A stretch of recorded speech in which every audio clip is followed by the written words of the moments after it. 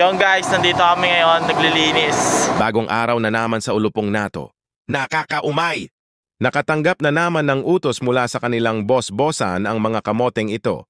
Ang misyon ng mga kamote ay maglinis ng bakuran. Sa kadahilan ng walang matinong parkingan, ang mga kulugo at nagsisiksikan sa masikip kaya sila nasisikipan dahil nga sa masikip ang pwesto nila.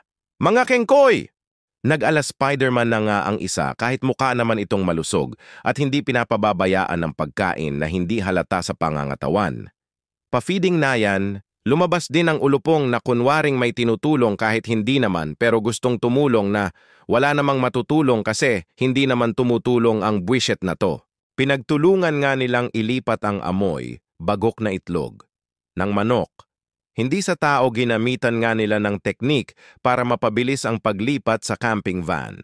Sabat-sabay nilang sinabi na, "We'll use the power of friendship." Nagtagumpay nga sa misyon ng mga kulugo na mailipat ang napakabangong sasakyan na to. Oops! Ang daming mga sili. Ang nakita ng mga kamote habang nagpapahinga sa lakagitnaan ng laban. Nang biglang...